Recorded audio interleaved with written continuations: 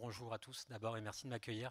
Je suis assez ému de vous parler parce que effectivement la dernière fois que j'ai parlé sur scène à Deauville, c'était pour la veillée du lycée dans une salle qui n'était pas très loin. Et de revenir près de 20 ans après en tant que parler devant le MEDEF, ça me fait quelque chose. Et c'est sincère. Je suis parti d'ici parce que je voulais reprendre ni le salon de coiffure de ma maman, ni être moniteur d'auto-école comme mon papa. Et je rêvais de faire de la télévision. Pas devant parce que j'étais pas très bon, mais derrière. Et je suis parti à Paris avec mon sac à dos. On va revenir au Stade Malherbe tout de suite, mais tout ça est lié pour pouvoir vivre une aventure entrepreneuriale avec un risque qui n'était pas très grand à l'époque parce que je ne pouvais rien perdre puisque je n'avais rien, mais de réussir dans ce secteur. Et puis avec le temps, l'énergie, les bonnes rencontres, la chance, j'ai pu créer ma première société de production et puis rencontrer des gens formidables qui m'ont appris à entreprendre. Je parle de Xavier Niel et de Mathieu Pigasse. On a créé ensemble un groupe coté en bourse qui s'appelle Media One. Puis 2020 est arrivé, c'est là où on va parler du Stade Malherbe, et ma société de production et ce groupe qui se portait bien avec plein d'investisseurs s'est retrouvé devant une situation très difficile. C'était le brouillard, on ne savait pas quoi faire, et j'ai eu devant moi plein d'opportunités. Je discutais avec Jean-Louis Louvel, que je salue ici, qui est un grand entrepreneur normand autour de Paris-Normandie, les choses ont fait que ça n'a pas pu se faire, et peut-être que ça a été une chance. Et puis le Stade Malherbe, dans lequel j'étais investisseur, déjà petit investisseur, se retrouver dans une situation difficile, pas loin d'une situation financière assez catastrophique, et étant supporter du club, petit, ayant les moyens de l'aider, j'ai décidé de faire ce que je faisais autour de la télévision, c'était de fédérer plein de gens pour reprendre ce club, trouver un nouvel investisseur américain, en l'occurrence Octree, travailler avec des partenaires, certains sont là aujourd'hui, Rui Pereira et Laurent Langlois, sans qui tout ça n'aurait pas été possible. Et donc on a relancé ce club qui aujourd'hui, comme toute entreprise, met du temps à se restructurer, à se reconstruire, mais qui est sur la bonne voie. Donc le club n'était pas dans un très bon état, il est un peu mieux aujourd'hui. Au moment où vous prenez cette décision, vous la prenez avec quoi en fait elle est fondée sur quoi cette décision? C'est quoi qui vous anime? Comme tout ce que j'ai fait dans ma vie, rien ne me serait arrivé si j'avais voulu aller me baigner en connaissant la température de l'eau précise et en me disant elle est trop chaude ou trop froide et d'attendre le bon moment. J'étais à Trouville pendant le confinement, je faisais les allers-retours tous les jours pour aller produire l'émission C'est à vous. Et il s'est passé toutes ces opportunités. J'ai racheté l'hôtel Flaubert à Trouville, qui est un hôtel qui me faisait rêver quand j'étais petit et qui a été mis en vente pendant cette période-là. J'ai investi dans des restaurants qui s'appellent Loulou un peu partout en France et qui marchent plutôt pas mal. Et le Stade Malherbe de Caen, c'était une passion quand j'étais petit. Quand vous étiez ici à Trouville, alors je manquais de rien, mais on n'avait pas beaucoup d'argent. Mes deux passions, c'était le théâtre et c'était le foot. Et donc je partais avec toute ma famille voir les matchs au Stade Malherbe de Caen. On se garait très loin, c'était 10 km à pied en famille, c'était chouette et on allait voir ce club et c'était pour moi quelque chose qui m'a porté, qui m'a diverti. Et je me suis dit, si à ce moment-là de ta vie, alors que tu pars, tu n'avais pas un euro en poche, que maintenant tu as les moyens d'aider un club, et puis surtout les contacts et les connaissances, parce que je me suis construit ce qu'on appelle un réseau, ça serait vraiment ridicule de ne pas le faire et de ne pas pouvoir aider plein de jeunes aujourd'hui qui auraient besoin de ce club pour leur apporter des moments positifs, des joies, de l'énergie. Et donc, on s'est battu et on y est arrivé. Est-ce que c'est la décision la plus risquée que vous avez prise ou est-ce que vous en avez d'autres comme ça? En fait, chaque jour, il y a une décision difficile à prendre. C'est quoi la différence entre une décision difficile et une prise de risque? Une décision difficile, ça peut être devoir se séparer de collaborateurs, de prendre des décisions qui sont lourdes. Une prise de risque, c'est d'engager votre société, votre argent, plein de choses autour de vous sur une décision que vous devez prendre. Je vais donner deux exemples de prise de risque. Une, ce qu'on va appeler artistique, qui est liée à mon métier de producteur, c'est décider de miser de l'argent ou d'investir sur un film ou un documentaire. On a fait le film Novembre, qui est actuellement dans les salles, qui marche bien. Au moment où on lance le financement, on n'est pas sûr qu'un film sur les attentats de Charlie Hebdo va marcher, rencontrer son public. Et par l'intelligence du réalisateur, ça a été le cas, mais on a été obligé de prendre un risque au démarrage. Puis le deuxième, c'est en 2016. Je suis contacté par un jeune homme d'une quarantaine d'années qui m'annonce ce qu'il a envie de faire et qui souhaite faire un documentaire autour de son histoire. Et à ce moment-là, il me convainc, je décide de financer seul. On a plusieurs centaines de milliers d'euros sur la réalisation d'un film autour de son parcours. Et à la fin, l'histoire s'est bien terminée puisqu'il a gagné. C'était Emmanuel Macron, qui était donc à l'époque, qui partait du ministère des Finances, qui avait décidé de devenir président de la République. Au moment où je lui parle, je peux vous dire que personne ne pense un seul instant qu'il va devenir président de la République. On avait proposé ce documentaire à toutes les chaînes de télé, tout le monde nous le refusait parce qu'elles ne voulaient pas prendre de risques en se disant si c'est pas lui mais un autre, on ne va pas prendre le risque de le diffuser. Et puis arrive le jour des résultats du premier tour, et là on le sait quasiment gagnant, et j'avais mon téléphone auquel personne voulait me dire oui 24 heures avant, et alors tout d'un coup ça a été une montée d'enchères de la part de toutes les chaînes de télé pour pouvoir acquérir le programme. On l'a vendu à TF1 avec le succès qu'on lui connaît derrière. Donc ça c'est une prise de risque en tant que producteur, et puis une prise de risque entrepreneuriale. Là, on est en discussion avec une grosse société hollywoodienne pour racheter un studio de production. Est-ce que la France, qui a connu aujourd'hui, pour l'instant, des échecs aux États-Unis, est-ce qu'on va être capable de le faire dans un nouveau monde des contenus beaucoup plus globalisés? Et est-ce que je vais être capable de diriger une entreprise là-bas?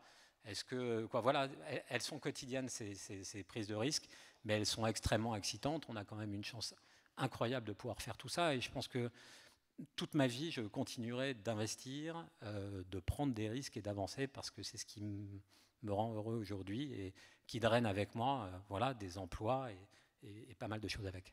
Donc la prise de risque, c'est aussi un goût à force de le pratiquer. J'ai encore une question. Plus le contexte est incertain et plus on a envie d'une certaine façon de prédire l'avenir, de créer des modèles prédictifs, d'analyser les risques, de les anticiper, etc. Qu'est-ce qu'on peut réellement prévoir, dans le fond, quand on est chef d'entreprise?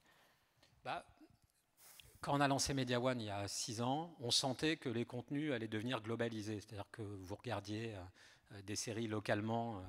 Qu'est-ce qu'on produit? On produit une série comme HPI sur TF1, comme 10% sur France 2, et on produisait pour des chaînes de télévision ici. Tout d'un coup, on a vu que ces mêmes contenus allaient pouvoir s'internationaliser. Et donc, il y a 5 ans, on a misé tout sur le fait que 10% allaient pouvoir avoir des remakes en Italie, en Espagne, en Allemagne, aux États-Unis, que HPI allait pouvoir être vendu et remaké aux États-Unis. Et donc, ça a été une stratégie qu'on a essayé de voir grâce à Xavier Niel et Mathieu, avec qui on avait pu échanger. Et donc, on essaie de devancer ça. Après, vous prenez le mur plein de fois et puis vous vous plantez. J'ai fait des émissions qui ont été des échecs considérables. Je produis C'est dans l'air et C'est à vous qui sont des succès. Heureusement qu'on se plante régulièrement parce que ça nous permet d'avancer. Maintenant, on essaie d'abord de toujours bien être entouré. J'essaie de m'associer avec les meilleures personnes dans l'hôtellerie, la restauration, le foot ou l'audiovisuel, parce que ça vous permet d'avoir un temps d'avance, d'essayer d'avoir de la visibilité, de faire très bien ce que vous savez faire. Merci. Merci beaucoup Pierre-Antoine Capton, et on peut applaudir bien sûr.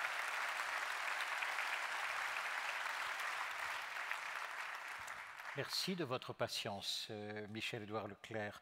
Votre titre exact, président du comité stratégique des centres Leclerc, votre fonction, porte-parole, influenceur, et on m'a dit également que vous prépariez la nouvelle génération de décideurs. J'ai d'abord une question avant de poursuivre.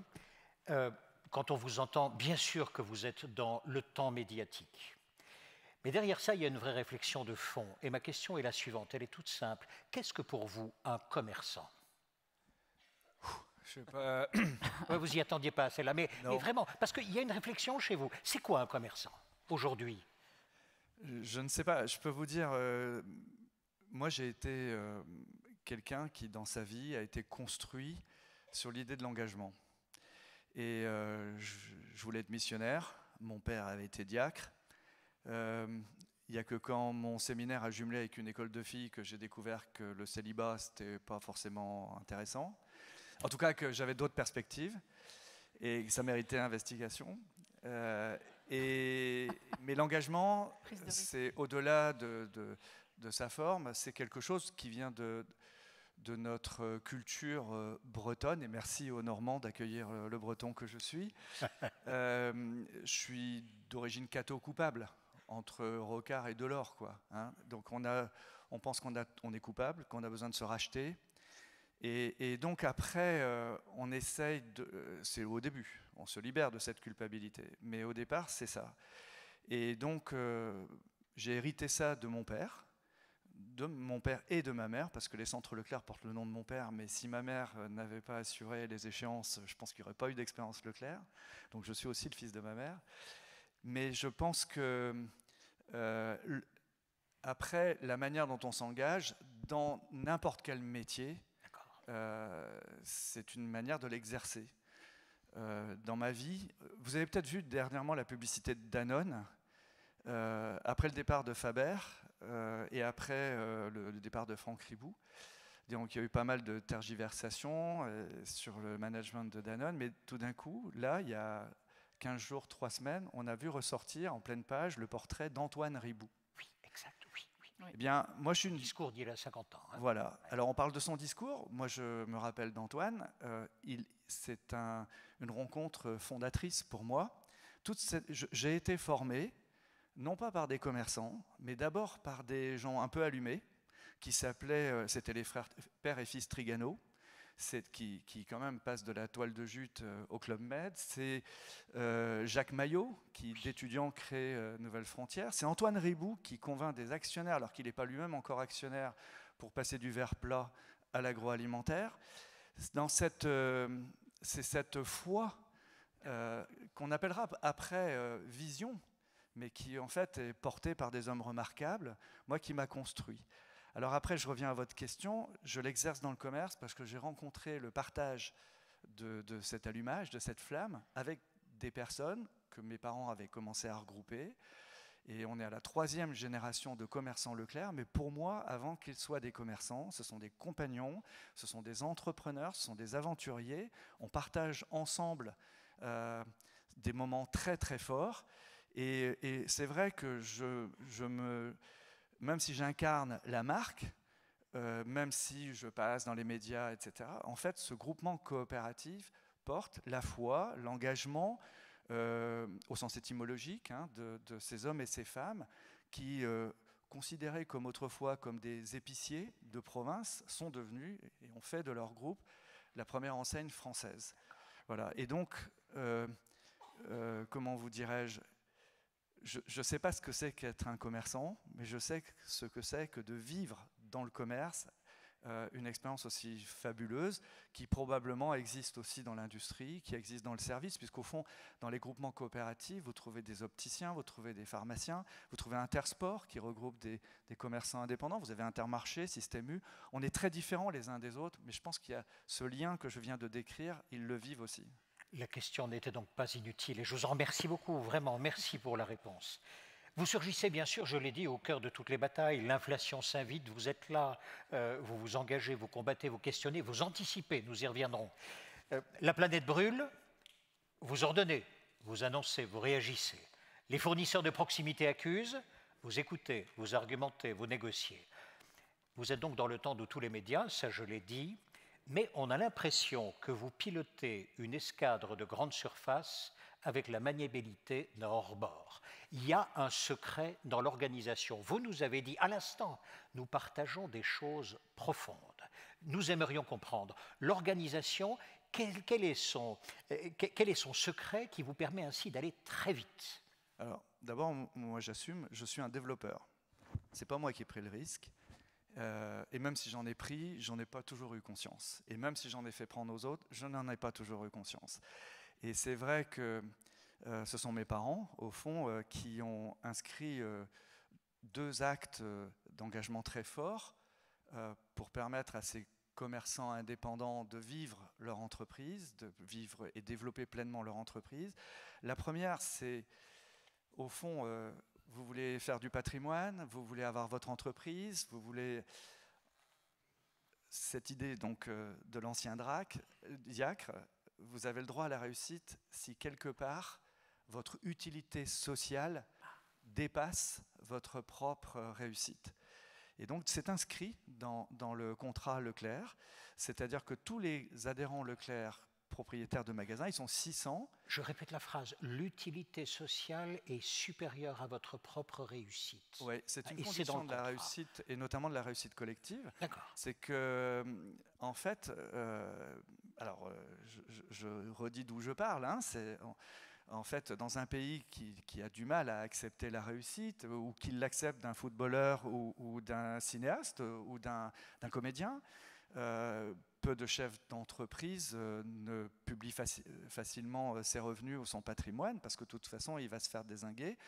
Et donc, dans ce pays, en fait, aujourd'hui, la réussite personnelle, que je souhaite à chacun de mes adhérents, elle doit s'inscrire dans une narration pour laquelle le public voit son intérêt, voit son utilité. Quand l'inflation revient, et elle va monter très fort, il ne s'agit pas de la nier, il ne s'agit pas de faire un déni, partout elle est mondiale, mais enfin dans le contrat de confiance avec les consommateurs, celui qui nous fait roi, celui qui nous permet de nous développer, celui avec lequel nous commerçons, le consommateur a besoin qu'on réponde à sa problématique de pouvoir d'achat, et c'est pour ça que vous me voyez souvent lier le contexte social et la réponse que nous offrons. Après, la médiatisation, c'est un choix que j'ai fait.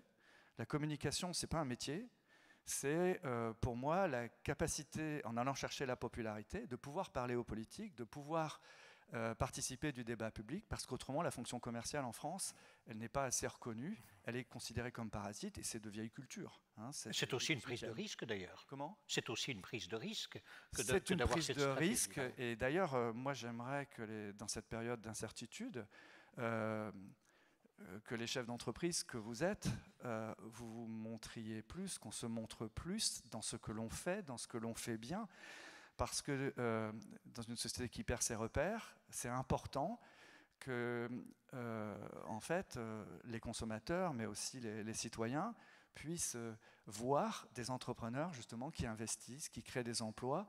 Il n'y a pas que les mauvaises nouvelles, il y a aussi tout ce qu'on représente ici dans cette salle, et je trouve qu'on n'impose pas assez notre image, nos réussites, mais surtout notre apport social à la société. Et donc c'est vrai que je me retrouve souvent assez seul dans les médias, et donc je suis vu, mais je n'ai aucun obstacle à ce que... Là, aujourd'hui, il va aller chez toi ce soir, c'est mon collègue Alexandre Bompard qui va à C'est à vous ce soir. Il y a mon ami Dominique, et néanmoins concurrent, Dominique Schulcher, qu'on voit assez souvent parce qu'il s'investit aussi, mais je pense que dans l'industrie, dans les services, nous devons aller dire dans les médias, parce que le public est là, il regarde, nous devons aller dire notre foi, notre engagement et notre impact social. Depuis ce matin, il est apparu dans plusieurs déclarations, plusieurs professions de foi, une véritable volonté d'observer le monde au plus large possible. Reprenons l'inflation. Bien avant tout le monde, vous avez dit attention, elle va apparaître. En juillet, vous avez demandé une enquête parlementaire sur l'inflation. Comment parvenez-vous à sentir ainsi cette... Pardon ? Sans succès. Ah ben, je vous en prie. Mais comment parvenez-vous ainsi à sentir cette pulsation du monde ? Je vais être plus précis. Sur l'inflation, quels sont les indices précurseurs qui vous ont fait croire ou fait dire « attention, ça va démarrer, il faut que nous soyons prêts ». D'abord, la curiosité au monde, c'est-à-dire que comme en France, on est auto-centré, on ne va pas voir plus loin, mais nous avons des partenaires à l'international, par exemple le groupe Ahold Delhaize qui fait 60% de son chiffre d'affaires aux États-Unis. Nous sommes dans une centrale d'achat commune en Europe. Tout de suite, ils nous ont montré comment l'inflation balayait l'Amérique sans qu'il y ait le système social de compensation qu'on a ici. Et donc ça m'a impressionné, et ça m'a impressionné l'aveuglement, alors consenti des institutions françaises. Je vous rappelle qu'il y a un an, Christine Lagarde, au FMI, la Banque Centrale Européenne, mais même dans nos prévisions budgétaires, on tablait sur une inflation de 2,6%. Ce n'était pas sérieux. Pourquoi ? Parce que nous-mêmes, nous avions déjà acheté les jouets pour Noël, à 5-6% de hausse. Nous étions déjà... Et en fait, c'est là où je vois que... la communication, c'est quand même la possibilité d'alerter, de se préparer. Les centres Leclerc, mes collègues de Normandie qui dirigent les centres Leclerc, c'est un patron de... je suis ici par Philippe Lénière, qui est le patron du Leclerc de Vernon, mais qui est en charge des relations avec l'industrie, avec les PME. Le coprésident des centres Leclerc est du Neubourg, donc je suis breton, mais ce sont les Normands qui aujourd'hui pilotent l'avenir des centres Leclerc. Enfin, ils savent, eux, et ce qui est étonnant, vous voyez, c'est que nous avons, je ne sais pas ce qu'il en est de vos métiers et de la relation que vous entretenez avec la puissance publique. Il me semble que ceux qui étaient déjà sur les chantiers, dans le bâtiment et tout, voyaient arriver cette inflation. Mais ce qui est extraordinaire, c'est que, d'abord, moi, je n'ai pas rencontré de ministre du Commerce depuis 5 ans. Hein. Et au fond, moi je serais ministre aujourd'hui, j'appellerais le terrain. Je prendrais le pouls de ça. Alors Bruno Le Maire l'a fait, il a organisé dans le post-Covid nos professions, mais je suis impressionné par le fait qu'on m'attribue d'avoir été devant, alors qu'en fait, vous tous, vous l'avez vu, ces augmentations. Enfin, le problème, c'était de le dire, le problème, c'était de l'inscrire dans l'agenda des urgences sociales. Et en fait, aujourd'hui, on voit bien toute la difficulté, c'est qu'on s'y prend très tard. Mais on recommence le coup du Covid, hein, à force d'être dans le déni, de ne pas se mettre... Moi, je suis un régatier, hein, c'est pas en hors-bord que je navigue. Et en mer, le grain, vous le préparez, le pont est propre. Et je pense qu'aujourd'hui, ça fait partie des règles de pilotage quand on est entrepreneur. Merci beaucoup à tous les deux pour ce premier tour de piste, si vous le voulez bien. Abordons également le thème de la journée. Le thème de la journée, c'est l'incertain. Delphine. Et la décision en période d'incertitude. Est-ce que le monde d'aujourd'hui est plus incertain? Est-ce que ça va plus vite? Qu'est-ce qui est plus incertain? Est-ce qu'on y voit moins clair qu'avant? Ou comment vous voyez les choses? Ouais, j'ai l'impression que c'est plus incertain, ouais. En tout cas, les conséquences aujourd'hui, les ailes de papillon, là, ça va plus vite et le jeu de domino tombe vite. C'est évident qu'aujourd'hui, le cours du port, il ne dépend pas que de la relation avec le directeur des achats de Carrefour ou des cantines. Aujourd'hui, ce sont les Chinois qui participent ou pas sur tous les marchés alimentaires. Le monde crée le cours et non plus le marché. Sur le marché français, ni même le marché européen. Le cours du lait, il est mondial. Et donc la géopolitique, la géoéconomie, j'en profite pour vous dire que Neoma va constituer en partenariat, Neoma Rouen, dont le président de la Chambre de commerce doit être par là aussi, de Rouen, Vincent Lauda. Nous allons créer parce que ça ne s'enseigne pas, aujourd'hui nous allons créer une unité d'enseignement. Enseignement de quoi? De géoéconomie, okay. Parce qu'aujourd'hui tout chef d'entreprise doit pouvoir s'ouvrir, tout cadre, tout collaborateur doit s'ouvrir aux sources aujourd'hui partagées de la nouvelle économie, quoi. Et on n'est plus dans le débat français, on n'est même plus, on le voit bien, que dans le débat européen. Et donc qu'on achète du carrelage impacté par le cours de l'énergie, qu'on achète du verre ou qu'on a à mobiliser des conteneurs au Havre, on est aujourd'hui sur un marché mondial. Et au fond, il faut en apprendre la réaction, il faut apprendre à devenir agile là-dessus, quand bien même on est une PME en Normandie ou en Bretagne, quoi. Et donc ça, je pense que la gestion de l'incertitude consiste déjà à regarder la dimension du parcours. Parfait. Non, rapidement, l'incertitude dans notre secteur, l'audiovisuel en tout cas, il est maximum. On l'a tous vécu dans tous les domaines, que ce soit l'automobile ou le commerce avec la digitalisation, des nouveaux acteurs comme Amazon, comme Uber, comme Tesla qui viennent concurrencer et un peu exposer le marché. Nous, ça a été pareil. On avait jusqu'à maintenant des clients qui s'appelaient TF1, M6. Il y a 3 mois, ils ont essayé de se marier. Mes nouveaux clients s'appellent Netflix, Amazon, Apple, qui n'existaient pas jusqu'à maintenant dans le contenu. Donc, il faut être capable de s'adapter rapidement. Les demandes, elles changent très vite. C'est maintenant... Et c'est un peu triste, jusqu'à maintenant, notre conviction de producteur qui faisait que je pouvais imaginer qu'HPI allait marcher sur TF1. Maintenant, c'est vrai qu'en travaillant avec les plateformes, c'est plutôt la data qui dit il faut des séries policières, il faut des tueurs en série, ce qui marche actuellement très bien sur Netflix. Donc on doit répondre beaucoup plus rapidement à ces tendances. Il faut qu'on défende, nous, cette créativité, mais c'est vrai que cette globalisation, elle amène beaucoup d'incertitudes dans nos métiers. Il y a une consolidation dans le secteur de l'audiovisuel qui est assez incroyable, à laquelle on participe aujourd'hui. Et donc, pour pouvoir y répondre, il faut qu'on s'organise différemment. Et j'ai la chance d'avoir fait rentrer à mon capital un fonds d'investissement américain qui s'appelle KKR, qui, eux, n'aiment pas trop le risque en général, puisqu'ils sont là pour faire des profits. Pour ceux qui ne les connaissent pas, c'est un des plus gros fonds d'investissement au monde. Ça a été très mal perçu dans le secteur français de se dire qu'à un moment, je puisse faire rentrer un fonds américain à mon capital, mais il m'a simplement permis de me développer. Le modèle est simple, hein, ils rentrent, ils vont sortir, ils vont sans doute faire des profits, mais je vais continuer à développer ma boîte qui, tout d'un coup, sera passée de 50 millions de valeur à peut-être 2 ou 3 milliards. Donc, il faut qu'aujourd'hui, on soit capable d'être agile, réactif, d'utiliser tout ce qu'on nous donne. Mais c'est vrai qu'aujourd'hui, les entrepreneurs, on a du mal en France à être reconnus pour nos succès. Et c'est quelque chose qu'on doit développer, prendre la parole, comme le fait très bien Michel-Édouard, et montrer qu'on est aussi capable, en France, de créer des grandes entreprises. L'incertitude vous oblige à regarder le monde différemment, ou en tout cas à étendre le spectre de la vision. C'est ça que vous dites finalement. Avant, on pouvait regarder la France, c'était largement suffisant pour comprendre les causes et les conséquences de ce qui pouvait advenir, ou même l'Europe. Mais aujourd'hui, dites-vous, si je ne regarde pas partout en même temps, je risque d'être surpris, c'est-à-dire d'ajouter de la surprise à de la certitude. Oui, alors après, pour nuancer ce que je viens de dire, parce que il n'y a pas un modèle et il n'y a pas un champ de vision, puis il n'y a pas une seule expérience. Hein, en 64, un tandem de grossistes qui s'appelait Deforest et Fournier ont ouvert le premier magasin Carrefour à Sainte-Geneviève-des-Bois, dans la région parisienne. Moi, j'étais à l'école à côté, donc je l'ai vu avant mon père, 1964. Et en 1974, on débat à l'Assemblée nationale de la loi Royer pour limiter les hypermarchés. Ce qui veut dire qu'en 10 ans, la France s'est couverte d'hypermarchés. Est-ce qu'aujourd'hui, l'extension d'Amazon va plus vite que ne l'a été celle de Carrefour? C'est une vraie question.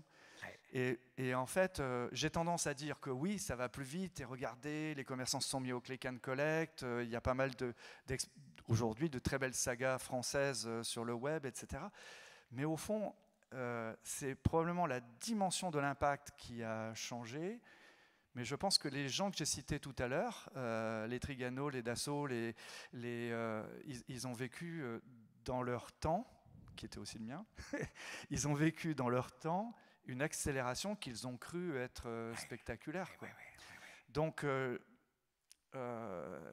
au fond, parce que rien n'est déclinable, parce que rien n'est reproductible à l'identique, moi, il me semble qu'on parle d'accélération, et c'est probablement vrai, mais chaque génération a l'impression que ça va plus vite que la précédente. Oui, et d'accélération de quoi? Vous nous avez donné plusieurs clés, vous avez dit communiquer sur les décisions, les expliquer, etc., prendre davantage la parole en tant qu'entrepreneur.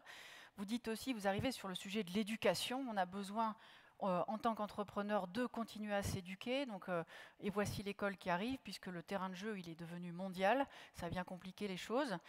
J'avais une autre question finalement, comment on fait pour éduquer à la prise de décision? Parce que là on parle de la connaissance, tu as parlé de data. Comment on fait? Vous êtes père de famille tous les deux. Comment vous faites pour éduquer vos enfants à prendre des décisions? Ce sont nos enfants qui nous poussent. Hein. Non, et comment on les prend? D'abord, ils observent. J'ai la chance d'être entouré de personnalités moi, qui m'inspirent. Je prends Xavier Niel, qui est quand même un très grand entrepreneur. Xavier, il amène ses enfants dans un maximum de réunions, de boards pour observer et pouvoir être prêt demain à prendre des décisions. Et je pense que si vous les transmettez, c'est aussi une bonne chose de les exposer, de leur montrer un peu comment ça peut marcher. Je leur souhaite de prendre d'autres voies que la mienne et d'être heureux autrement. Mais c'est quelque chose... En tout cas, l'entrepreneuriat et cette prise de décision qu'on a profondément au fond de soi et sur lequel, par la force de l'habitude et aussi de se faire un tout petit peu confiance, parce qu'à un moment, il faut qu'on se dise qu'on peut faire des erreurs et que c'est pas grave. Le plus dur, ça serait de ne pas y croire et de ne pas s'engager. Vous parliez d'engagement tout à l'heure, c'est ce qu'il y a de plus important. Je pense que c'est à partir du moment où on croit à l'engagement qu'on pourra prendre des bonnes décisions. Et il faut encore une fois ne pas avoir peur de se tromper. Je crois qu'on dit... Souvent, on se nécrose et on dit c'est pas pour nous. On dit Michel-Édouard, il passe à la télé, ou toi tu fais des films. Mais en fait, posez-vous la question. Dans la France, même d'hier, celle de Jean-Pierre Leroc, Intermarché, etc., un commerçant devient populaire. Vous voyez, c'est déjà... vous vous en rendez plus compte, mais moi je sais d'où je viens.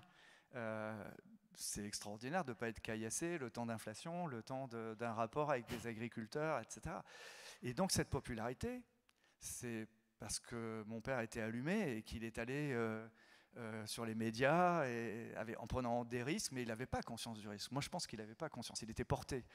J'ai été à son école, mais je voudrais refaire passer le message, que vous soyez dans le BTP, que vous soyez dans les salons de coiffure, que vous soyez, vous tous là, du MEDEF Normandie, rien ne vous est interdit. Et moi, je crois qu'il manque aujourd'hui, dans l'expression de la qualité de notre économie, des forces de l'économie française, il manque ces témoignages incarnés de ce que l'on fait, de ce que vous faites, de ce que nous sommes capables de faire. Et si je suis venu, bien sûr, à la demande de Philippe Lénière et de votre équipe ici, j'essaye de... Je suis un peu évangéliste là, mais ça reste d'origine. Mais je pense que c'est vraiment important qu'on n'entende pas simplement les patrons dire « Oh là là, les coûts, l'accroissement ». Non, dites aussi ce que vous faites de bien, les pavillons que vous construisez, les labos qui sortent de terre dans la région de Rouen, ce qu'on fait comme équipementier automobile. Et je trouve que si on ne le met pas en avant, il ne peut pas y avoir de processus d'adhésion et de confiance de nos concitoyens dans l'économie. Voilà, c'est ce message-là que j'aimerais bien... vous voyez, je reste missionnaire. Ouais. On l'a entendu à plusieurs reprises ce matin, le général Gallet, Marc Lièvremont, verbaliser, boire un coup ou pas, mais verbaliser, se parler, Exactement. se dire. Que dites-vous à vos équipes devant l'incertain? Je ne sais pas. Non mais... Ouais, alors on essaie quand même de leur donner une direction parce que vous êtes censé être le capitaine du navire. Donc si vous ne savez pas où vous allez, c'est compliqué pour eux. Par moment, on peut encore une fois se tromper, mais vous avez intérêt à être capable de les mener parce que sinon, c'est difficile. Dans les centres Leclerc, comme d'ailleurs je pense chez Intermarché ou Intersport ou Système U, il n'y a pas de système décisionnel vertical. Et donc, non, alors c'est une très grande originalité de nos organisations. Je dis, il y a des groupements d'opticiens et de pharmaciens aussi qui sont comme ça.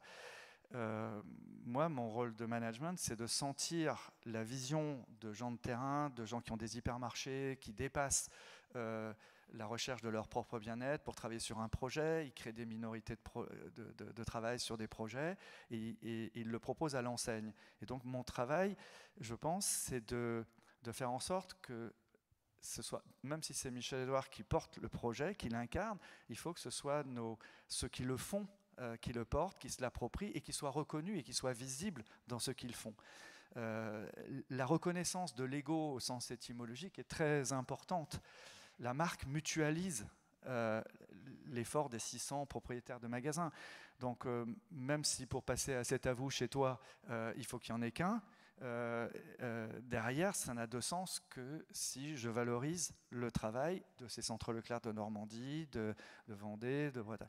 Et donc, il y a chez nous la nécessité de créer un consensus à partir d'un projet, l'acceptation du projet porté par l'autre. Et à ce moment-là, effectivement, mon rôle, c'est d'être le Tarzan de la jungle, c'est-à-dire c'est pas de contester à chaque lion son territoire, c'est d'être le passeur entre le monde de la forêt et le monde des hommes, quoi. Et donc vous voyez bien que je ne réponds pas à votre question au sens direct, c'est-à-dire que ce n'est pas moi qui prends la décision. J'essaie de la faire émerger et après le travail c'est de fédérer une équipe agissante, de créer un consensus sur la capacité d'agir et après c'est comme ça qu'on est sorti de l'épicerie et qu'on est devenu 3e libraire de France, qu'on est devenu bijoutier, qu'on est devenu qu'on fait du bricolage ou qu'on loue des voitures et qu'on est le 2e loueur de voitures aujourd'hui en France. Vous voyez, voilà, c'est en partant de l'épicerie. Merci. L'idée n'est pas venue d'Édouard Leclerc ou de Michel-Édouard Leclerc, ce sont des propriétaires de magasins qui l'ont proposé. Bien sûr, ce sont des indépendants, ce sont des entrepreneurs. Oui. Une dernière question, Delphine? Ou s'il y en a une, sinon je peux... Non, peut-être le procès. Pareil, pour vous, vous décidez seul à plusieurs. Enfin, même chose, on fait émerger la décision. Comment ça marche? Non, on a toujours, c'est quelque chose de collectif. On se parlait des gens tout à l'heure, mais pour prendre des risques aussi, et rapidement, comme ça je conclurai là-dessus, pour prendre des risques, il faut savoir faire preuve d'humilité et de temps en temps passer par des moments de remise en cause extrêmement douloureux. Et je vais juste vous raconter cette anecdote, mais qui a pour moi été très important dans mon parcours, c'est quand on me propose de monter Media One et donc d'aller monter une société en bourse. Je sors du lycée de Deauville, hein, qui est très bien et qui est à côté, vous allez pouvoir le voir en partant, mais sur lequel je n'avais pas une formation très importante. Et donc, diriger une société en bourse, pour ceux qui le sont, c'est quelque chose de très compliqué. Vous devez répondre à des investisseurs tout le temps. Et pour faire cette levée de fonds, on est parti à New York avec mes camarades. Je ne parlais pas un mot d'anglais. Donc, croyez-moi, avec un anglais de niveau bac, c'était catastrophique.